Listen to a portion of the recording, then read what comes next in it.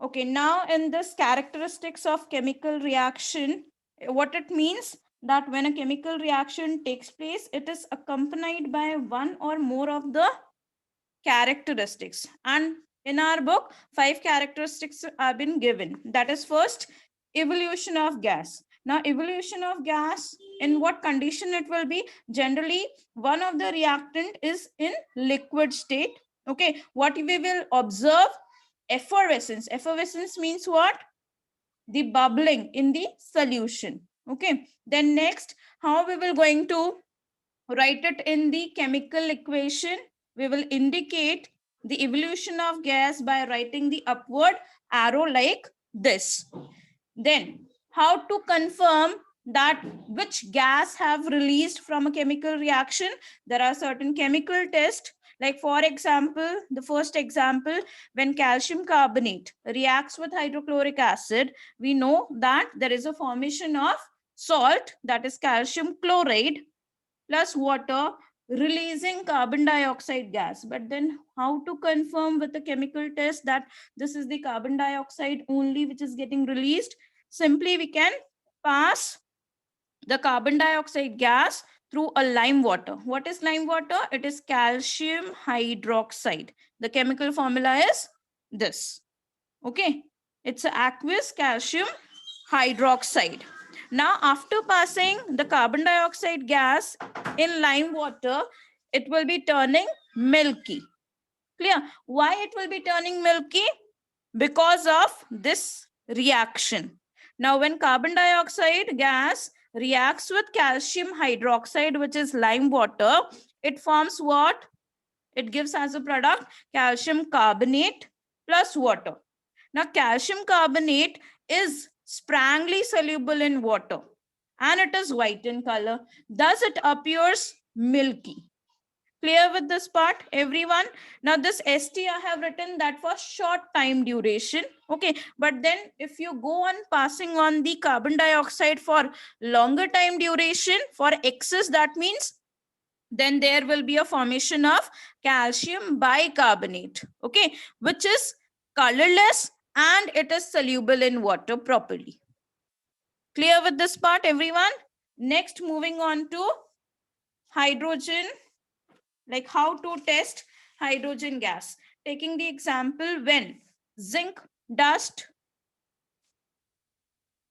is put into a solution, sulfuric acid, dilute solution of sulfuric acid, what we will be getting? Zinc sulfate plus the release of hydrogen gas. Now, how to test the release of this gas?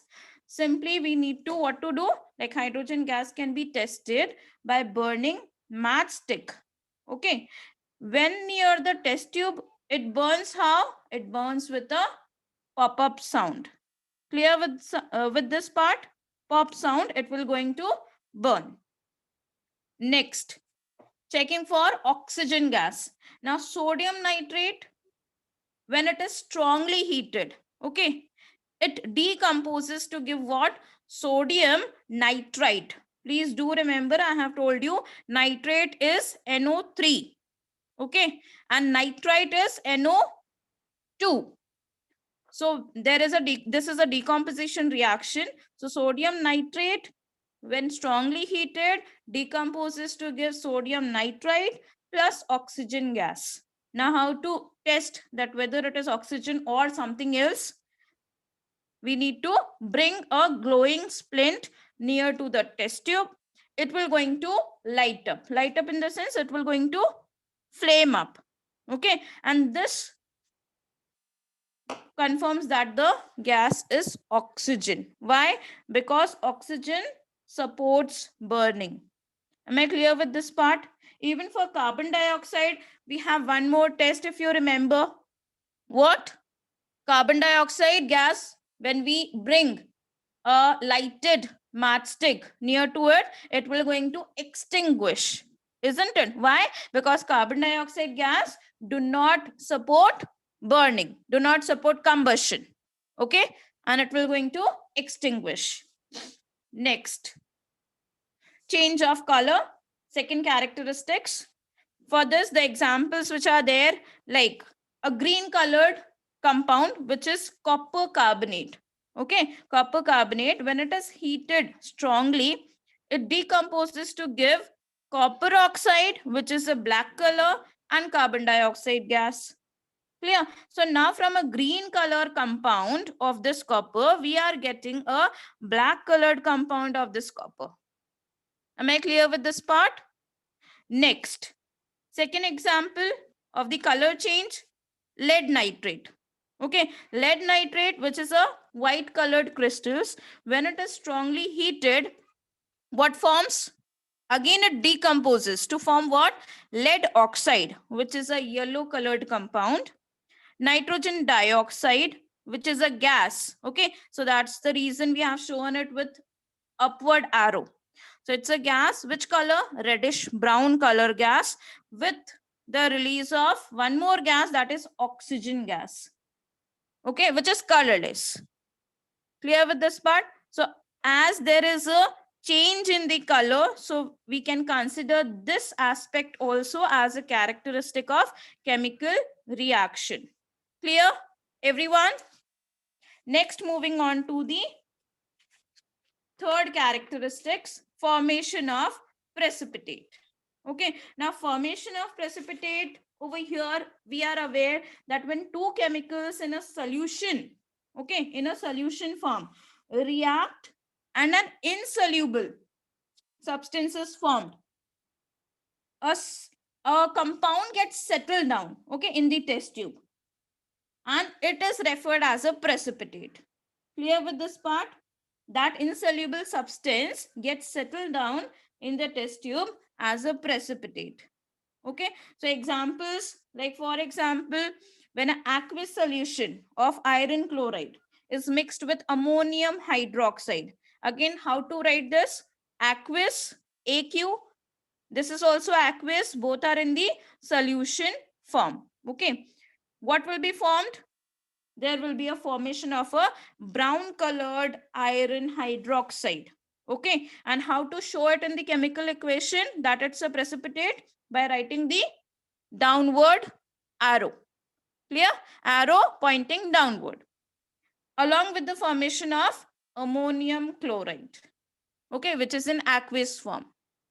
Another example, copper sulfate reacting with hydrogen sulfide.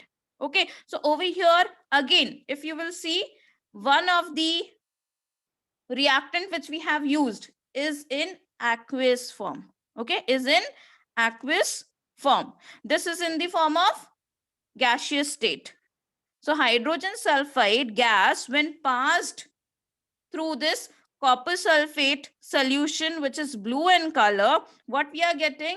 We are getting a precipitate of this copper as copper sulfide, which is black in color. Okay, with the formation of sulfuric acid as aqueous form. So again, you can say from blue to black colored compound got formed. Okay, so color change is also there, as well as formation of precipitate is also there, isn't it? Two characteristics. Next, change in energy, fourth one. We have studied it earlier also, that chemical reactions are usually associated with change in energy, either in the form of absorption or the energy is released in the form of released, evolution. Okay, so now the terms are for absorbed. When the energy is getting absorbed, we say it's an endothermic reaction. Endo means in, thermic means heat. Okay, then when it is released, when the heat is released, energy is released, and that time we call that exothermic reaction. It's an exothermic reaction. Why exo? Like, what do you mean by exo? Because the energy is released outside, out. Okay, and thermic means heat. Clear with this part? Moving on to exothermic reaction. Some examples: carbon when reacts with oxygen, and how it will going to react? When carbon is burnt in the presence of air, okay, that time it will going to form carbon dioxide, plus lots of energy will be given out. Am I clear? It's a combustion reaction. Carbon, when heated in the, that is oxygen, then there is a formation of carbon dioxide. Clear? As a gas, plus heat is released. Now, how to show it in a chemical equation, that whether the reaction is exothermic or endothermic? For we need to write plus heat on RHS side. Clear? Plus heat on RHS side. Another example, when quicklime. Okay, quicklime is what? Calcium oxide. When dissolved in water, what happens? Again, there is a tremendous release of energy in the form of heat. And there is a formation of this calcium hydroxide. Clear? We know it is referred as lime water, slaked lime. Why? Because the formula remains same. Okay, formula for lime water and slaked lime is the same, only a little difference which we have already discussed. Okay, lime water is in the solution form, whereas slaked lime is not in the solution form. It's a solid, white color solid. Okay, again you can indicate by writing plus heat on the RHS side to show that the reaction is an exothermic reaction. Clear with this part? Next, endothermic reaction. Now, endothermic reaction, some more example, like when carbon and sulfur are heated, what happens? There is a formation of carbon disulfide. Okay, over here the heat is absorbed in this reaction. So how we can indicate this in the equation? Either by writing minus heat on RHS side. Okay, on the right hand side of this arrow we can write minus heat. Clear? Or we can write plus heat on LHS side. Am I clear with this part, everyone? Because there is a absorption of energy from the surrounding. Okay, and the energy is taken inside. So plus heat on LHS side, or we can write after the product formation that minus heat. Okay, clear with this part, everyone? Next, one more example, nitrogen gas when reacts with oxygen, again needed to be heated, okay, at a particular temperature, and that temperature is very high, then only they will react to form what? Nitric oxide, okay, which is again in the gaseous form. Now nitric oxide, again it will going to form how? With the absorption of energy. Okay, with the absorption of energy. So we can simply show it by writing minus heat on RHS or plus heat on LHS. Clear with this part, everyone? But in certain other reactions, there is also release of energy as what? Light, sound, and we know the example. Those are the burning of the firecrackers, isn't it? Explosion of the firecrackers. Okay, next. Fifth characteristics of chemical reaction is the state of change. But then state change doesn't alone hold for a characteristic of reaction, chemical reaction. Along with, you need to keep this in mind, that there should be a new substance formation in a chemical reaction. Okay, and like example, this electrolysis of water. So what does it mean? Passing the electric current, okay, through the water, having little bit of sulfuric acid into it. Okay, why? Just to make it good conductor, because water is not that much good conductor of electricity. If we add a little bit of sulfuric acid into this, it becomes more a good conductor of electricity and will conduct electricity very faster, at a faster rate. Okay, and after this, what will be the products which will be getting? Hydrogen gas and oxygen gas. Clear? Both are in the gaseous state. And how we can write it in the equation? Water in liquid form, and these are in gaseous, so writing G, small g. Okay, Next, this I have told you, like gas, G we can write, then liquid L. For aqueous, we are aware that AQ we need to write, then solid S. Clear with this part, everyone? Very good. Now we'll move on to the 5 types of reactions.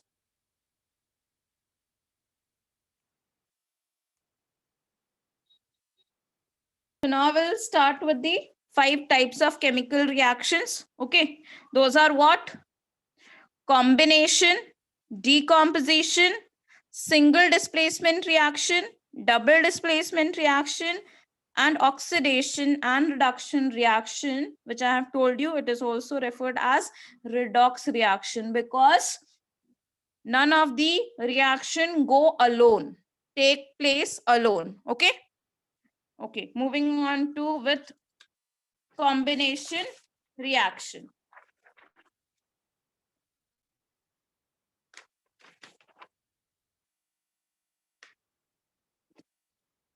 Now, combination reaction, please keep this in mind that always there is a formation of a single product. Okay, single product. Like for example, A and B are the reactants, then they will going to combine with each other to form AB.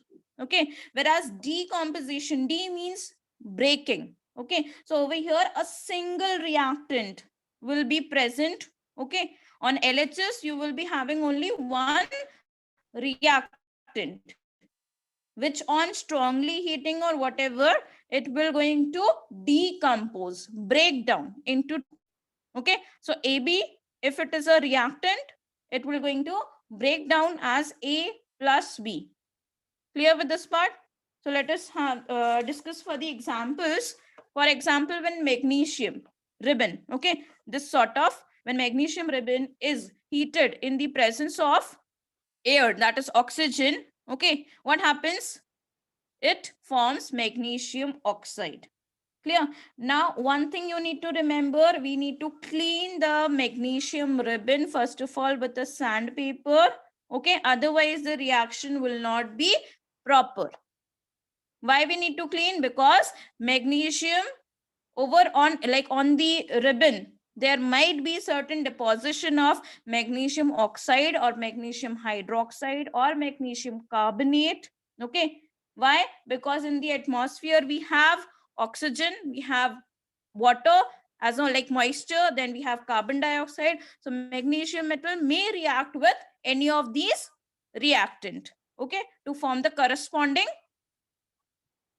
products.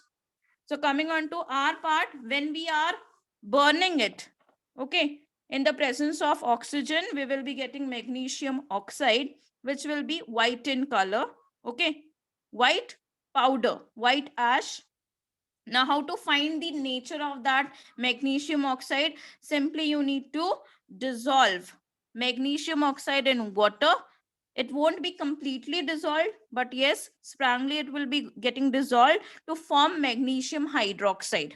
Okay, to form magnesium hydroxide. Now, if you will test this solution with the help of litmus paper, you will find that red color litmus paper has turned to blue color, which indicates that it's a basic in nature. Am I clear? So generally you can say that metals, when reacts with oxygen, they form metal oxide, and metal oxides, they are always basic oxide, usually. Okay, usually they are basic oxides. Am I clear with this part? Next, again, one more combination reaction. If you have understood this, like A and B, consider this like A and B. Okay, so both the reactants have got combined to give you magnesium oxide, that is AB. Okay, so this is what? Combination reaction, giving you a single product. Okay, next, again, nitrogen. Okay, nitrogen as a gas and hydrogen as a gas, when they are combined, when there is a reaction between them, obviously again a single product you will be getting as ammonia in the gaseous form. Am I clear with this? Again, this is a combination reaction. Next, moving on to decomposition reaction. Okay, Now decomposition reaction, general reaction will be what? AB, single reactant. Okay, we're going to decompose as A and B. Okay, and this decomposition can be through any means. It can be like we need to apply some heat energy to it, or we need to apply some electrical energy to it, or some light energy to it. Okay, so three means I have told you: heat, electric current, or light. Okay, when it is a heat, when the decomposition is taking place with the help of heat, that time it is called as thermal decomposition reaction, because thermal we know, no, thermal is heat. Okay, when the reaction takes place due to electric current, that time we call it as a electrolysis. Okay, clear with this part? Electrolysis or electric decomposition reaction. Then when the decomposition takes place due to the application of light energy, okay, that time it will be referred as photolysis or photo decomposition reaction. Clear with this part?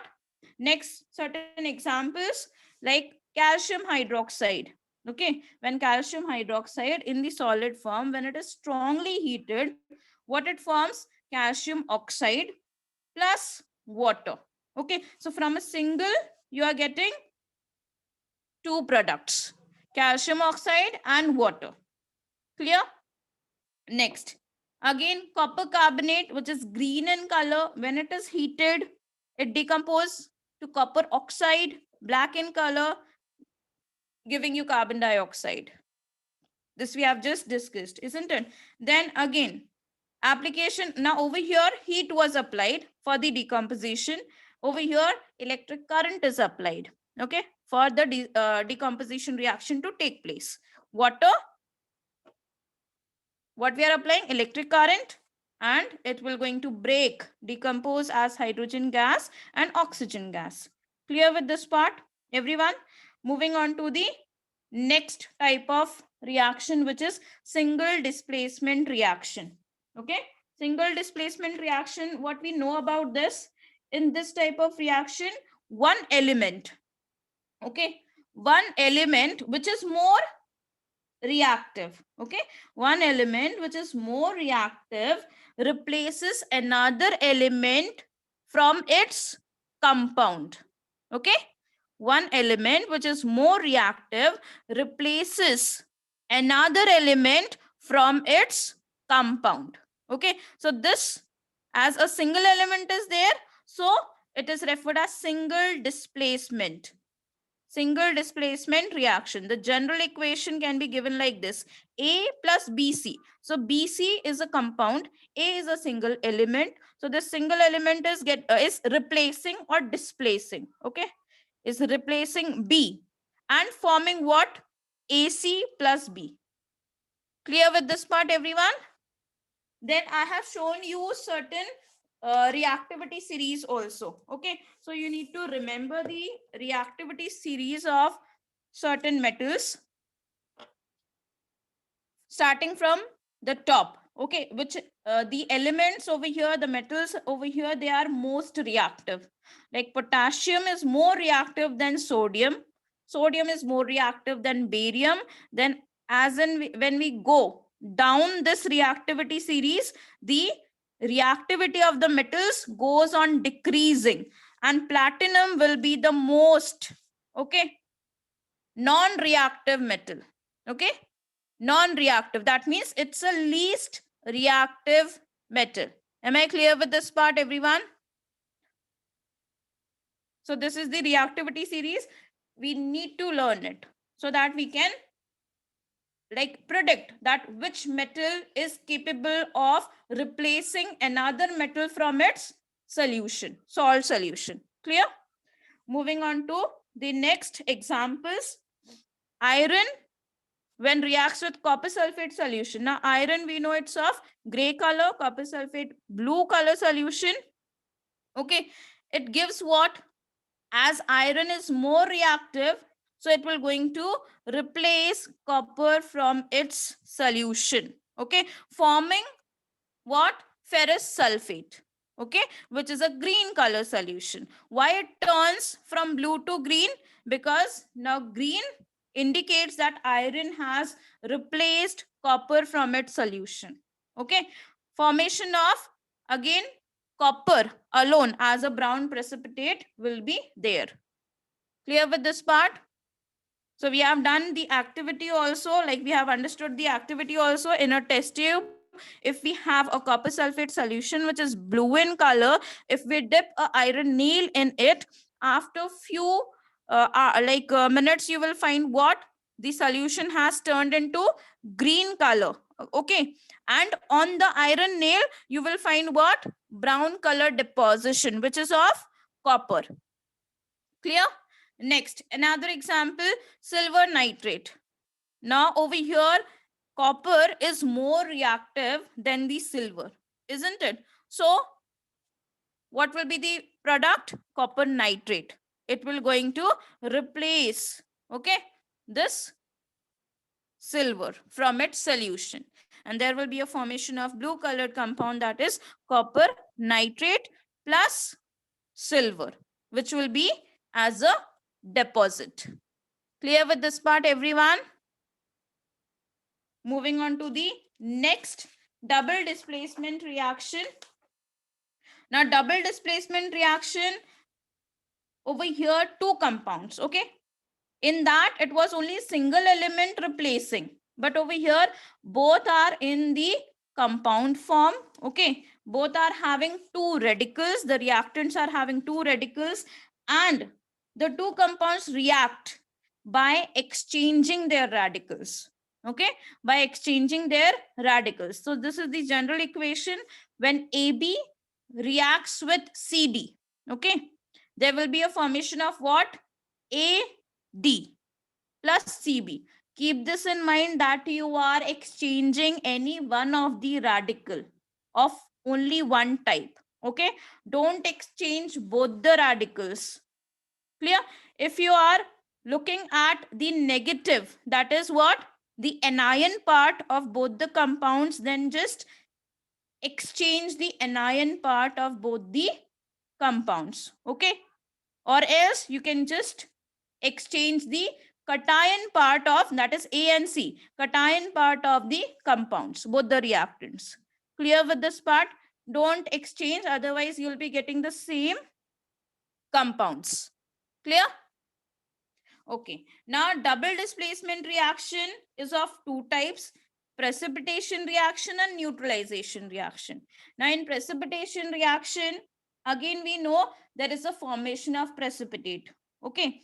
Now, sodium chloride, aqueous, reacts with silver nitrate, which is again in aqueous form. Consider this as AB and this is CD. Okay. So now sodium, okay, this is a cation I am considering for the exchange. I am just displacing what? Sodium with silver. Okay. And in place of silver, I'll be writing what? Sodium. So simply what will be the product that will be obtained? It will be silver chloride as a precipitate and sodium nitrate in the aqueous form. Am I clear with this part to everyone? And I have told you the logical reason, or like logical part also, that every time which product will be precipitated, the one, okay, like silver and sodium, if you are considering, then silver is at the bottom side in the reactivity series. So logically, it will going to precipitate. Am I clear with this part? Next, sodium carbonate reacting with copper sulfate. It gives you what? Just need to write sodium in place of copper. Okay. So this is double displacement. Two ions, okay, two radicals we are exchanging, isn't it? So it's a double displacement reaction giving you what? Sodium sulfate plus copper carbonate. So again, copper comes at the bottom, okay, compared to sodium. So it will be getting precipitated. Am I clear with this part? Next, neutralization reaction. So this we have done many a times. Neutralization reaction means what?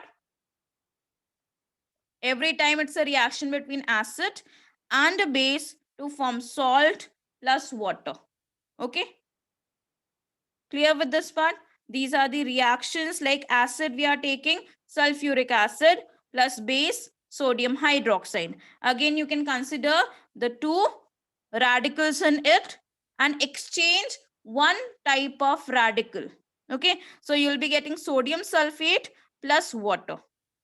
Clear with this part, everyone? Next example, hydrochloric acid plus potassium hydroxide.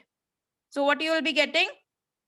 KCl. Okay, potassium chloride plus water. Am I clear with this part, everyone? Okay.